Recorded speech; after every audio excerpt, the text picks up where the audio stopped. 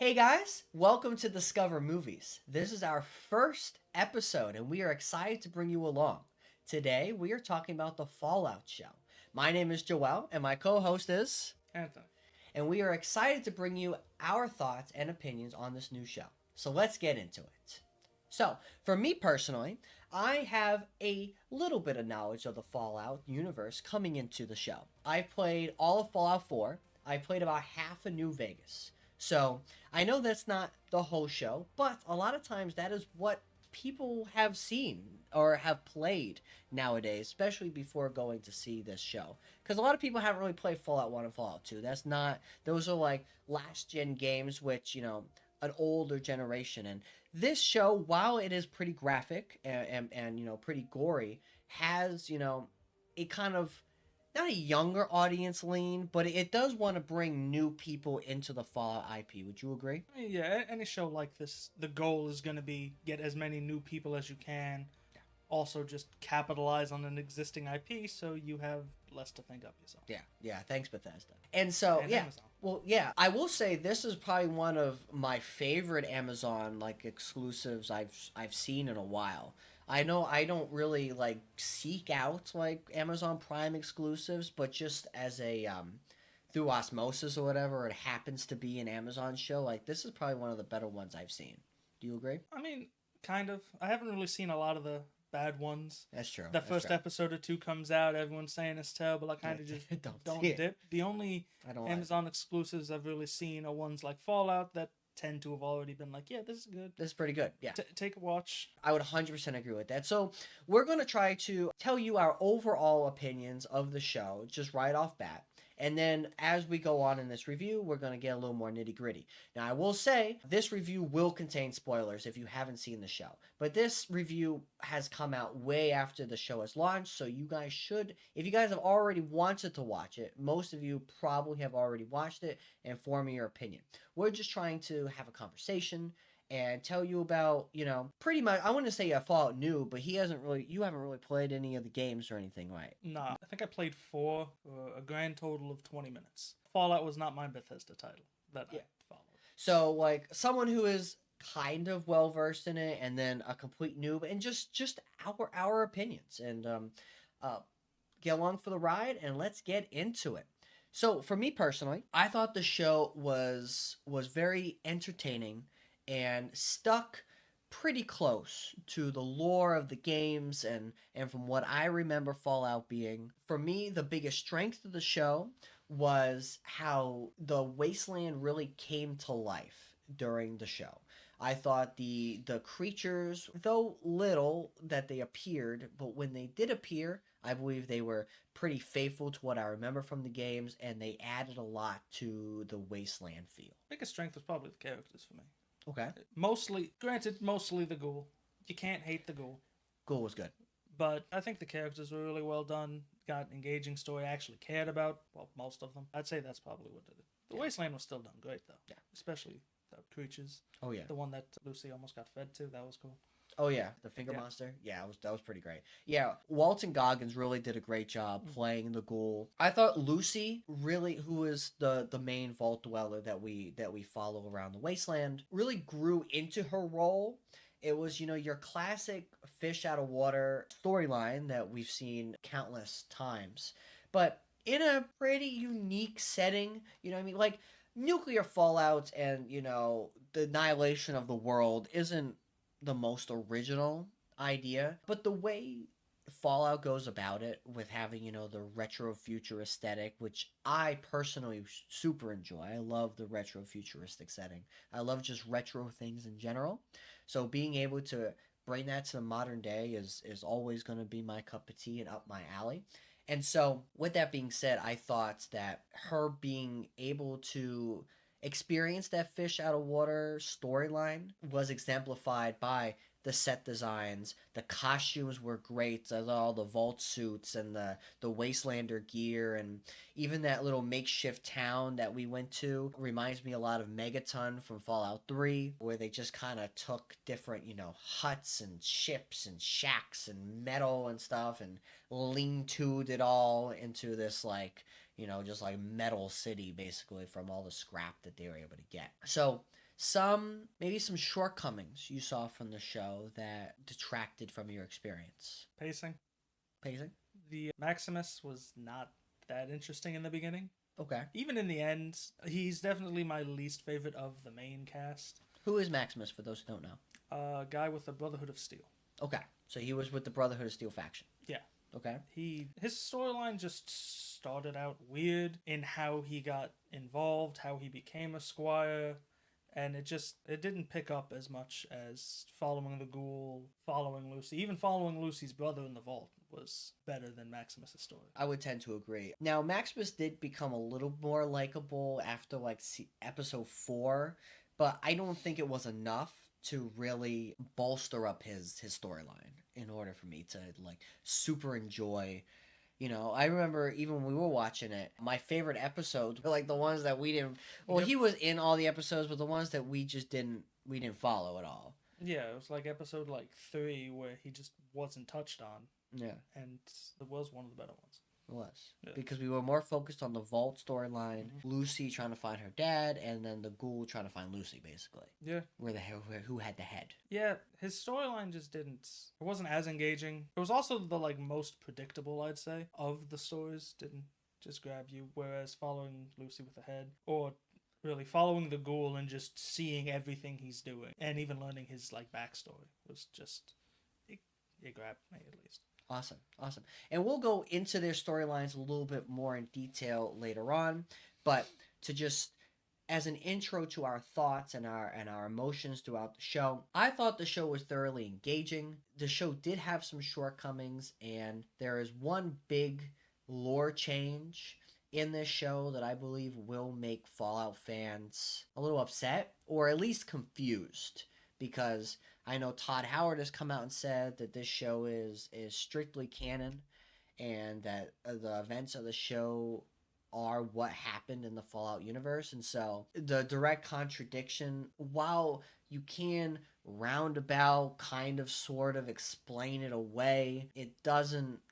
it does detract from, I feel like, some of the hardcore fans' opinions of the show.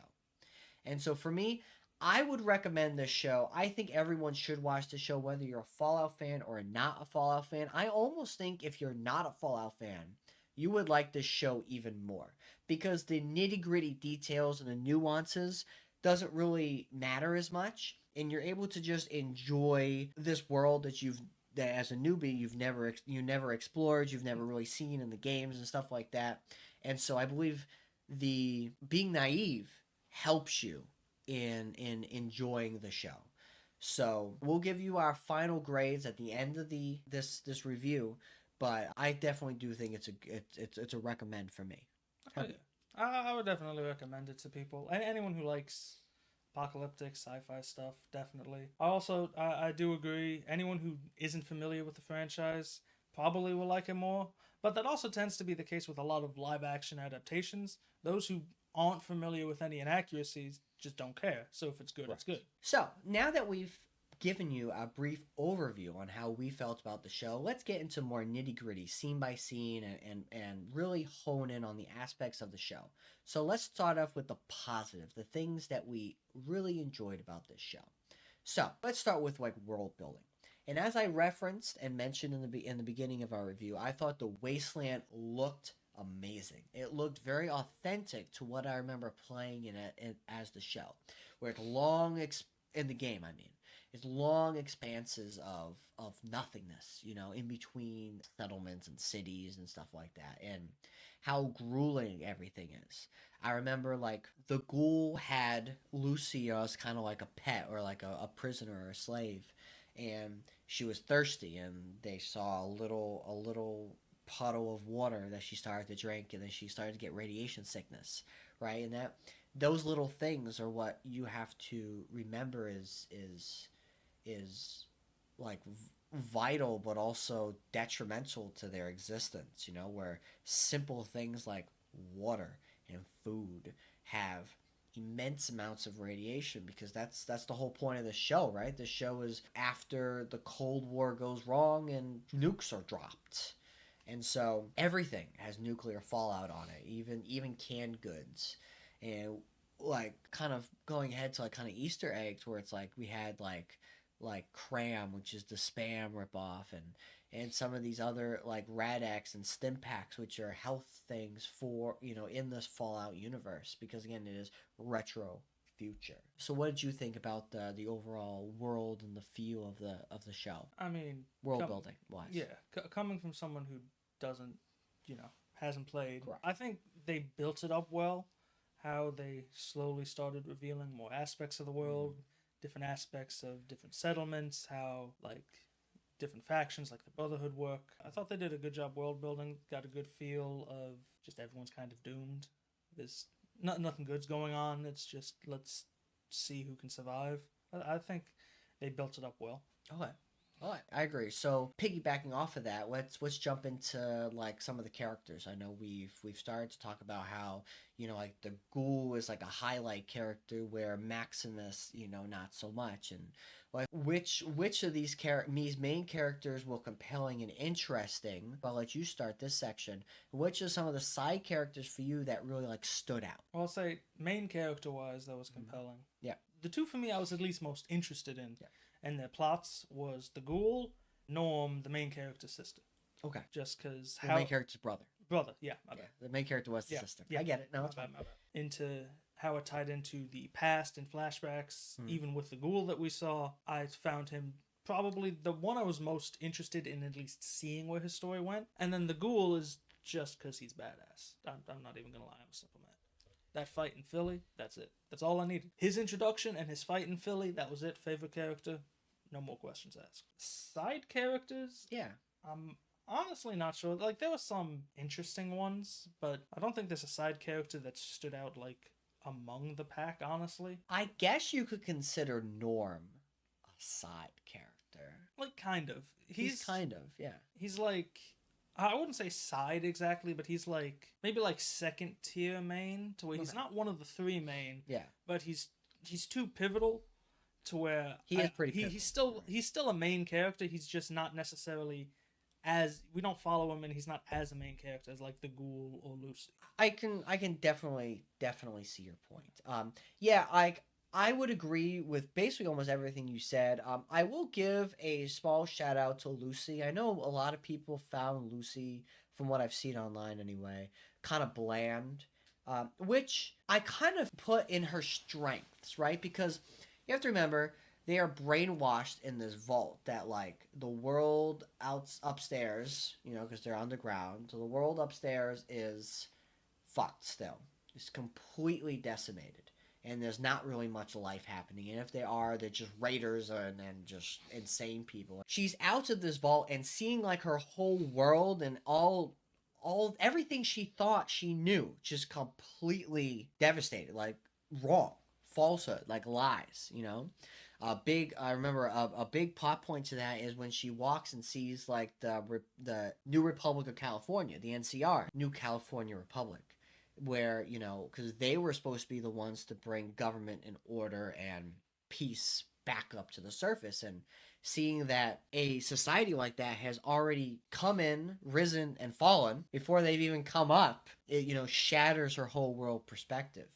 And we'll go into some potential downfalls of her character and the negatives, but I believe she was a pretty good part. But again, the Ghoul, by far the best character. The only thing I would contention a little bit with you, and we can talk about that a little more later, is that I don't believe Norm's character was very interesting.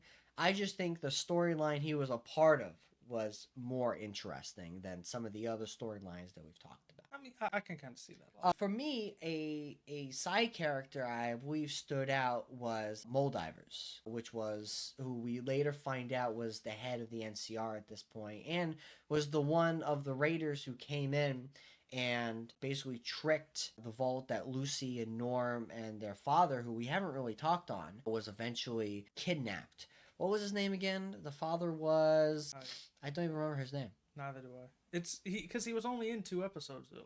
Yeah. He was an inciting incident to get Lucy going, and then he's tied to the history, which we learn in the last episode he's in. But aside from that, he's not really that important. He's probably will be. Unfortunately, not. But he's really not.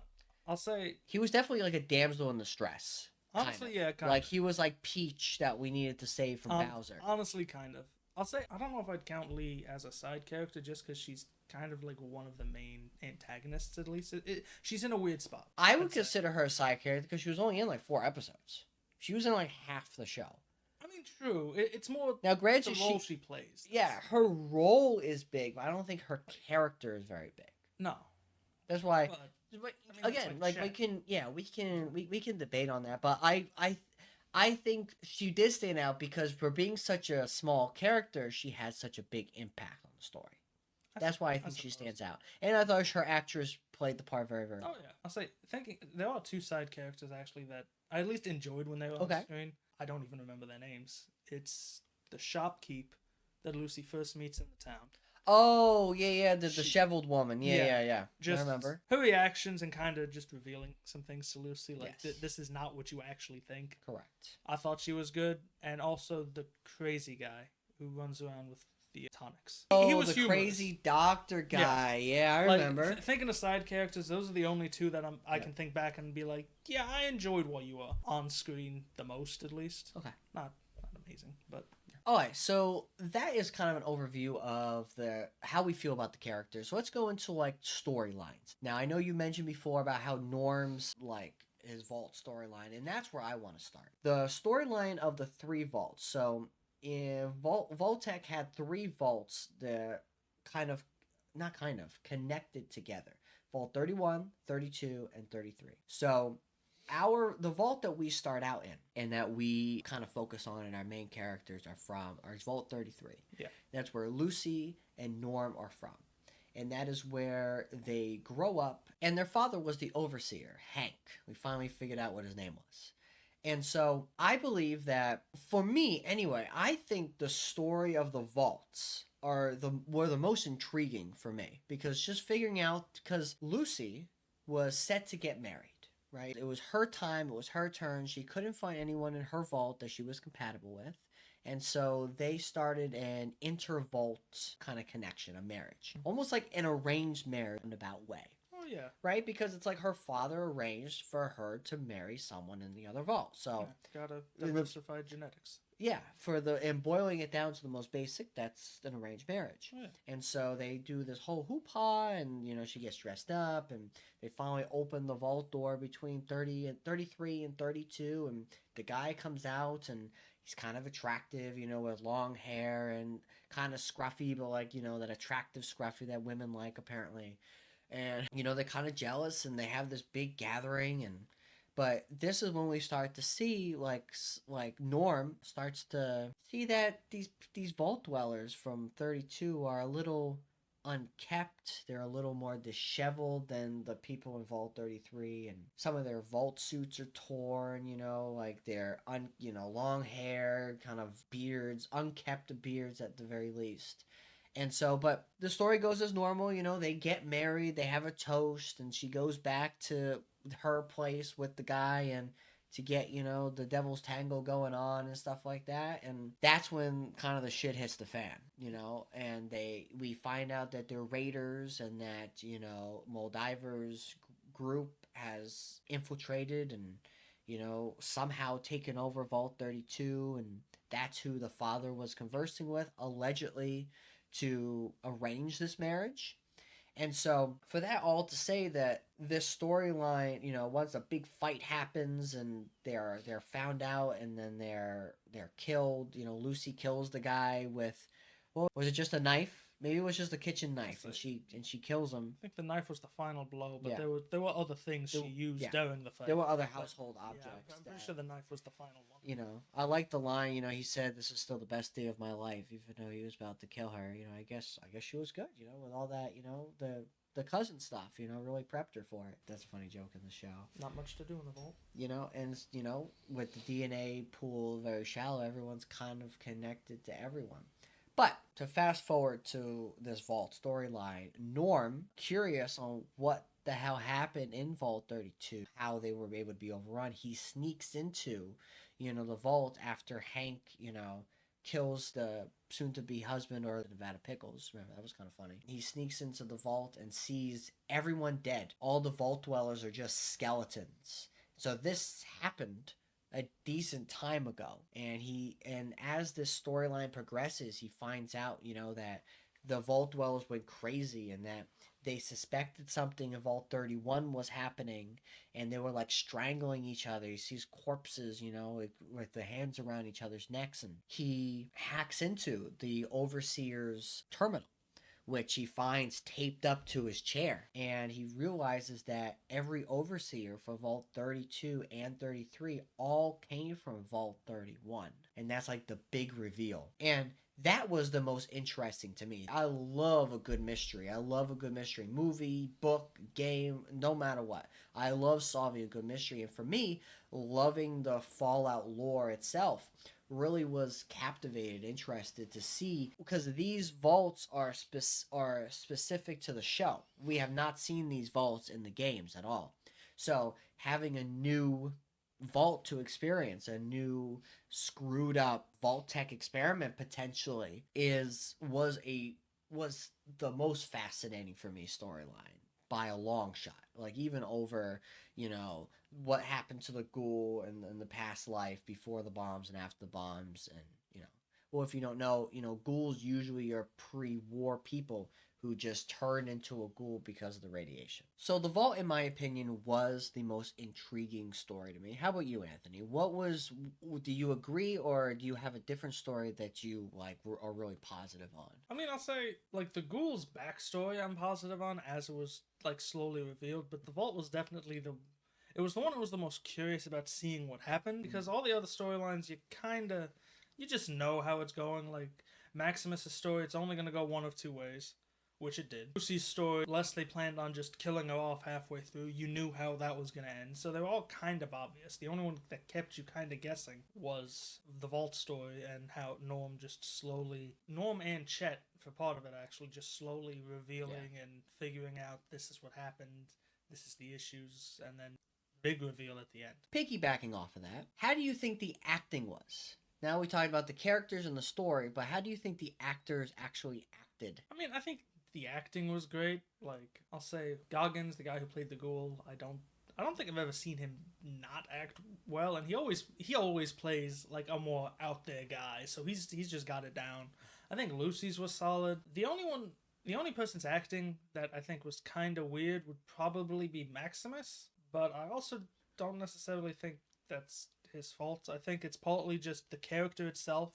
He played the type of personality, and also I just think that's just kind of him, based on, like, I've only seen him in like one or two other things, but I think that's just him. So he'd probably be the shakiest actor, but I don't think he was bad. But definitely the ghoul was the best actor, in my opinion.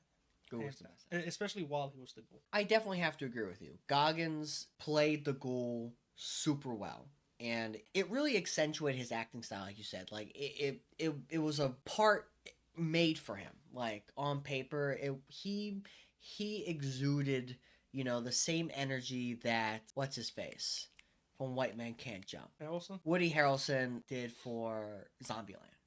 Like, they had that energy together. Like, it was like, I wouldn't say they were the same character, but it almost was. It was very reminiscent of each other. What was he, Tallahassee? Yeah, Was his character's name Tallahassee. in Zombieland? Yeah. They're both cowboys fighting through an apocalypse. Gunslinging, no care in the world, smart remarks all the time. Yeah. Just one was a bit more energetic, and and the ghoul was kind of just, no, Pissed I'm off. dealing with you now. It's been at least like 100, 200 years. This getting dealt with. 100%. Yeah, the acting was solid to great all around. They were, I don't think there was any like low points. Like, I get your point on Maximus, but we don't know if it's more of the directing or the character that they wrote for him. He did seem kind of stiff at times, but he was a soldier, so I feel like writers that, aren't the best always tend to make soldiers kind of stiff and chalk it off. Yeah, they're just a soldier. They're supposed to be stiff. And I'm like, that's not true. We've watched so many movies. A few Good Men is a legendary movie, and there was so much emotion in these soldiers. I guess it's a little different. I guess because it's a soldier who grew up in just an apocalypse. Yeah. So you're gonna be a little more emotionless than like the average guy, just because it's an Maybe. apocalypse. You kind of needed to survive, especially seeing what his backstory was. Yeah. Like, he kind of needs to be like that to survive. Yeah. His backstory, if I remember correctly, right, he survived the apocalypse in a fridge. Yeah, when the bombs dropped. Yeah, when the bombs at NCR, no, Sunny, the city. Yeah. Was it Sunnyvale? Sunny my asshole. Sunnyside? Maybe. Oh. Yeah, Okay. I get what you mean. So the city, Yeah. let's just jump into that one. So the city where the NCR was set up, or one of them, he lived there and it got bombed. He was, according to him, the only survivor, which seems likely. There was no hints, really, that anyone else survived. Yeah. So, well, I guess one person kind of did, just not well. Who? Lucy's mother. She technically made it. Survive. Well, what's her face? Moldiver. Yep. Wasn't she there too? She was, so I guess, okay, so there were like 3 survivors total, but one of them was not surviving well. No, so just a burnt feral ghoul. Yeah, that was just bad. That was sad. So with his backstory, added onto the fact that this happened in an apocalypse where you're already raised to where you need to be tough. I mean, I get him being a bit more stiff because you kind of have to be. Yeah, I can see that. Okay, to wrap up this section, let's talk about like just production values, references, Easter eggs. Let's just kind of lump all that into, you know, how the show looked and sounded and CGI and some cool like references. So I'll kind of start with this one because I believe the production value, like I think I mentioned near the beginning of this review, like the Wasteland looked good, the outfits looked good, the power armor usually looked very, very good. Even when he was like flying and didn't know what he was doing, when he took the guy's power armor. What was it? Lord Knight Titus. That's what it was. Who went out like a coward. And I loved it was Michael Rappaport being the actor. It was a perfect actor for that. He'd just be popping up. For that, I know, right? It was a perfect actor for that role. But yeah, but it looked good. I thought the sounds were really good. Soundtrack was classic Fallout. A lot of the classic songs, Fallout theme songs, you know.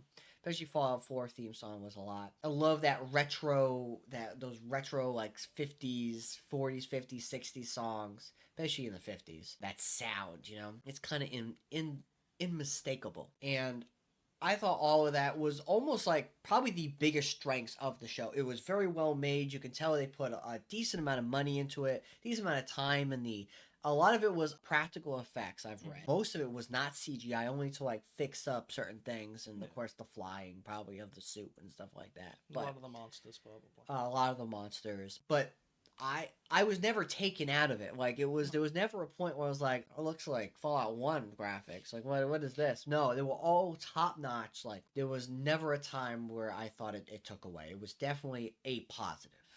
Yeah. Do you feel the same way? Oh, definitely. There was, like you said, the power armor looked great. I thought the settlements, like when Lucy first gets to Philly, I think it is. Yes. And just how they built up the settlements, how they had all the different like shacks set up everywhere. Thought it looked great. I was extremely surprised with the like monsters and creatures. They usually don't really look that good on shows like this. Yeah. But the one that like Lucy gets fed to looked amazing. The roaches, who showed up quite a bit, they actually looked pretty solid. The rad roaches, they look good. Yeah. The ghoul was solid. Yeah. He didn't look terrible. There was only like one scene where his nose looked off. And aside from that, like, it was just solid. They put in the work. Yeah. Going off of that, the ghoul, I remember I saw an interview with Goggins, and he was saying that there were discussions on making him look uglier and more deformed, right? Because the ghouls in Fallout are fucked up. They're terrible looking. They got murdered with radiation. But the decision to make it a little less, you know, because the decision was who would want to look at this grotesque, ugly thing for 8 hours? You know, basically was the length of the show. And so they still made him look, you know, deformed, but in a more movie appropriate way, or show. And so I thought that was a decent decision, especially since they made it faithful still. I thought he still looked very good with the noseness. You know, he almost, you know, he had a little Voldemort syndrome going on. But yeah, and as for like Easter eggs, I mentioned like the food, the stim packs, the Radaway, all that kind of stuff. The music, all of those are Easter eggs and references to the Fallout games. Got that Nuka-Cola showing up quite a bit. Cola, yep, the machines, dog meat. If you can't forget about dog meat, dog meat was a great addition to the show. I know it's like a dog, but he's like a legendary dog in the Fallout universe, and you can't help but root for him, especially with like his little subplot with the scientists and stuff like that. Is there anything else that you want to add on this section of positives? Any other positives that come to mind that we haven't discussed up to this point? I mean, there's like a scene or two that I thought stood out a bit, but okay. Let's talk about it. I think they did the fight scenes really well. Like, okay, I know you mentioned a little earlier the fight scene in Philly with the ghoul. I thought they did that really well, how they had the ghoul going around. It looked realistic for what it was aiming for. Got me to actually care about the ghoul more. I thought that was done really well. It showcased a lot of the effects, showcased the power armor in like the first like real situation it was doing. Yes. It was able to do some stuff. I thought that was done pretty well. So yeah, I'd say that scene probably jumps out as like, yeah, that it was good they did it early and they did it really well. For me, a big positive scene was the interaction when the ghoul had Lucy as his like companion or his like little slave. He went up to a mart because he needed his vials to stay not feral, and he went up to like a supermarket and traded Lucy for, you know, potentially the vials, and it ended up being a organ harvesting racket, and these two guys had a Mr. Handy that would harvest off the organs. And I thought why I like this scene so much is it combines so many aspects of Fallout into like one big awesome scene. Like it combined, you know, Lucy's fish out of water, not knowing the rules of the Wasteland, which another point of why I liked her character so much is because there is a lot of people that don't know anything about Fallout, and you learned a lot of the rules of Fallout through her learning all the rules of the Wasteland when she went up into it. You saw a big close-up on how ghouls stayed non-feral with the vials. Like I know it was mentioned and referenced earlier, like in earlier episodes, but you really got to see like where they got it, how important it was, how vital it was. You see the measures that people will take in order to survive in what they think is a luxury. You know, they had TV and a couch and a whole supermarket, you know, in this wasteland. And then you see, you know, how Mr. Handy works. Like, this is our really true first, you know, extended scene with a Mr. Handy. And even though this one was programmed for harvesting humans, even though he fixed up her finger before he went to go chop her up, which never actually happened. And then, you know, she then released these cells, you know, where people were held captive, where they had good people there and also feral ghouls that she didn't realize were feral, and they attacked her. And it was so much, and it was a great action scene that was done. It was, you know, kind of reminded me of a scene of Idiocracy too, which was really funny. That was like my favorite, probably my favorite scenes, if not my most favorite scene in the whole show. So now we transition to our Grumpy Gus section and talk about some of the things that we were not a fan of, either what we think they could have done better on or downright just didn't think fit the show or we didn't like. So I'll start out with the forced romance between Lucy and Maximus. I thought was handled very poorly. You know, they fall down into a Vault 4 from a hospital when Maximus gets shot because they're trying to find a stem pack or bandages and stuff to stop his bleeding. And Vault 4 is a whole nother can of worms of a storyline, and it is one that I did enjoy. But they were just sitting there in quarantine, and she's like, "Want to have sex?" And then, you know, from that it was so awkward. And it's like, I get it, you know, she tried to get married and then she fucked a raider and then tried to kill her, and I guess she's horny, but like, damn, that could have been just done. It could have just been done so much better. I kind of get it. Like, for both of them, it's the first person that was really nice to them outside the Wasteland.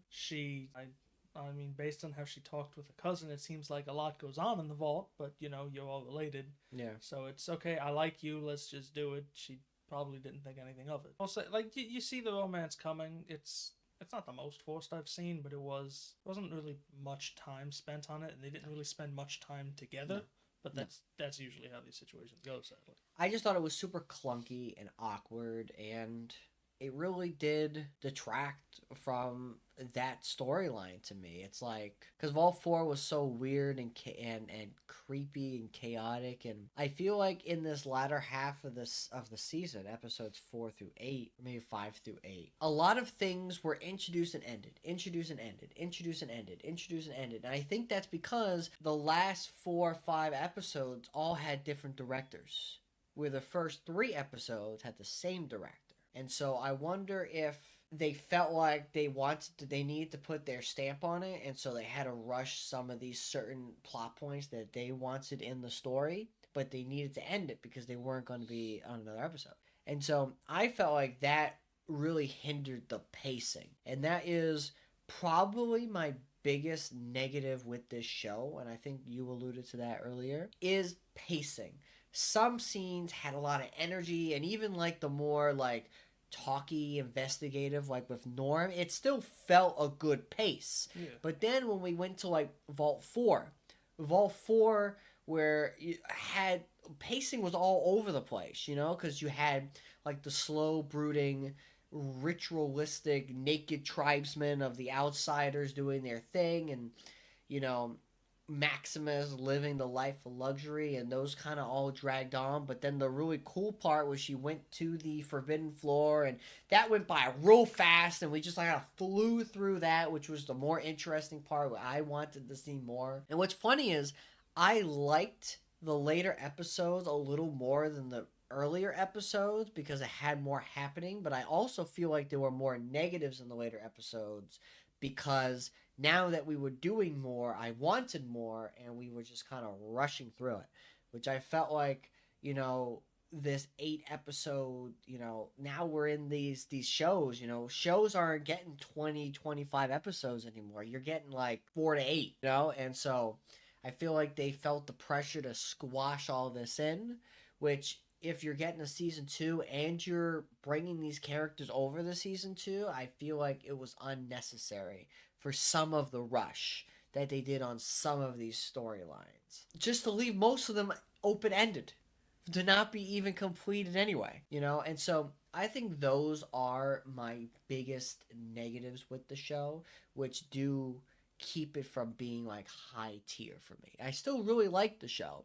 It kept it from elevating into like great to legendary status. How about you? I said my 2 cents. I mean, yeah, I'll say pacing. For me, it was really the beginning episode's pacing, just because what was going on with Maximus wasn't super interesting. Like, I was kind of curious. I liked the situation with like him and Titus, but that lasted like 2 minutes. It did. And it was just, I don't know, it was a lot of Maximus just kind of going around in the suit, doing things. It wasn't really, you know, that enthralling. It was kind of just slow. I'll say the end episodes, I don't know, Vault 4 is, I don't know, 50-50 for me. Because realistically, you could cut out most of Vault 4, and it wasn't needed. The only aspect about Vault 4 that actually kind of mattered in the rest of it was the fact of one of the women who was like high up in the vault, seemed to be like second hand to the Overseer. She's the one who let Lucy know every vault has an experiment. That's it. That's the only thing that really impacted Lucy. When they asked her what's the experiment in your vault, she said we didn't have one. That's really it. Everything else it's a very self-contained part of it. Yes, the relationship with Maximus and Lucy kind of advanced. You know, he went to save her when he didn't need to save her, but it just kind of wasn't needed. So it was kind of just a weird episode. Towards the end, there was just weird pacing. Maximus going back to the Brotherhood, him dealing with the head guy. Yeah. It was.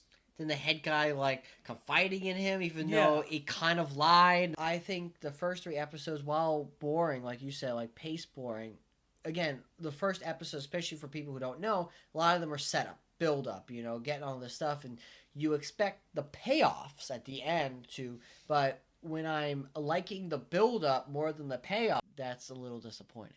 A little bit. Yeah. That it feels like things kind of just happen with it. So, Maximus's knight, Titus, gets attacked by a bear. He blames it on him, and Maximus just lets him die and then takes the suit. How honorable. Yeah. Well, great squire. Granted, the knight was a bastard. Yeah. Dude had it coming. He got jumped, then blamed the squire for it.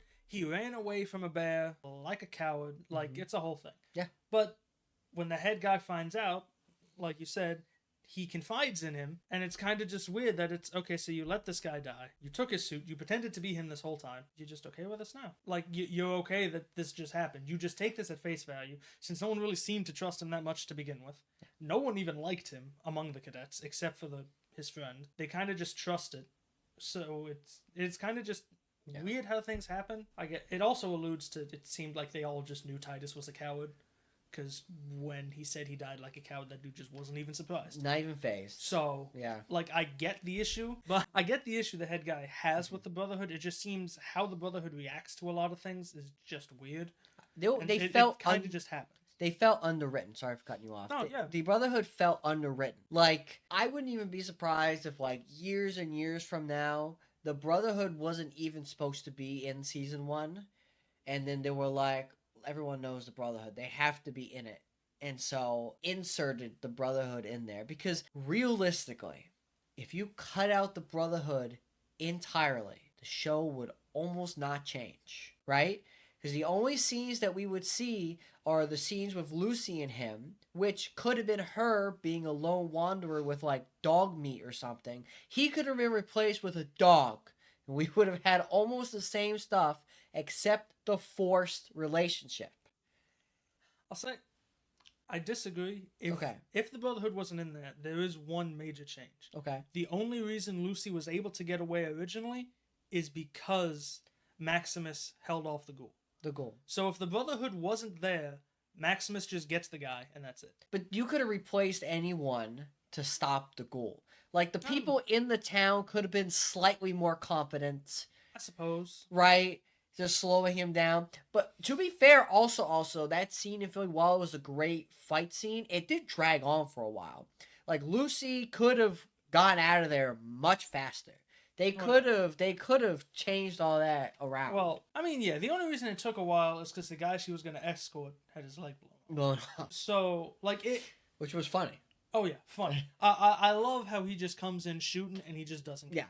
I love this dude. Yeah. But, no, I agree. I'm not saying to take out the goal. No, But it was just, I'm just saying, like, it's possible that the Brotherhood could have just not been, because of how underwritten they were. That's all I'm trying to get at. Like, I'm not saying it actually happened. I'm not trying to put on a tinfoil hat or something like that. But because they were just so underwritten compared to basically all the other plot points, all the other storylines or main people that we're talking. Norm's character was more built out than the Brotherhood. You know, that whole thing. And it's like, I want to be optimistic in thinking that there was some decision that was made that made that happen, that made the Brotherhood feel like that. I could definitely see them adding the Brotherhood, like you said, just because you need a faction. You need something that fans are going to look at, recognize, and be like, all right, this is in it, we're good. I could see that being the case. It could also just be maybe they thought people know the Brotherhood enough, we don't really need to do much with them. And they're just banking on... They always wanted the Brotherhood in there, and it's just, like you said, they're such a big part of the games. Okay, we don't really need to expand on them much. You should know what's up. So it could have been that. But should you if you don't even know the games?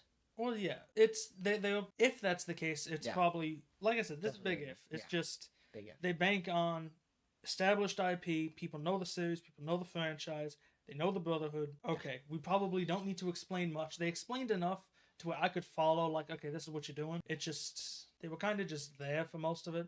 And even Maximus was kind of, like, he was there. But like you said, if you took out the Brotherhood outside of that, like, one situation, I don't know how much would change, except for the ending.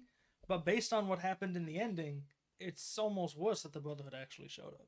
Like, if the Brotherhood hadn't showed up at that end, I think it would have been probably so much better for all of them. Yes. The father wouldn't have got out. If the Brotherhood didn't come in at the end, I feel like the NCR would be able to actually grow. I feel like, because effectively, the NCR is now no more. Yeah. Because that was their headquarters. That was like what was remaining of what we know in the show of the NCR. And so I thought the NCR was in New Vegas. I could be wrong. Like, I haven't looked at this up because it's been a long time since I played New Vegas, but that would be an interesting change if the NCR is wiped out. And, you know, teasing the next season is supposed to be New Vegas, but you see the New Vegas Tower and everything, and I'm interested. New Vegas is considered one of the best stories in the franchise, so I am interested to see how they're going to intermingle this new story into an established story.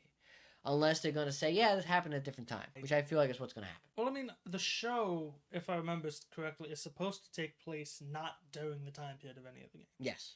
So I agree. I believe so too. New Vegas is going to be shifted to some extent one way or the other. I don't know, because I'm pretty sure it takes place before 4, but I don't know where it falls with like the rest of the games. Yeah, I'm not quite sure on the timeline yet, and it's kind of hard to tell per se, like, because we do focus a lot on pre-war and post-war all together, you know, and kind of the lead up. And so I guess to finish most of this off, because we're coming towards the end of this review, it's like the big bombshell. The big lore difference of this series is that it is revealed, and you kind of said it earlier, that Vault-Tec were the ones who dropped the bombs. Vault-Tec was the ones who were going to profit the most off of war, so why not control when the end of the world happens? Not really profit off of war, but profit off the end of the world. No, they spoke there. They planned on profiting. Yeah. They were not... No. When you get to the scene in the show, they were not intelligent about their plan.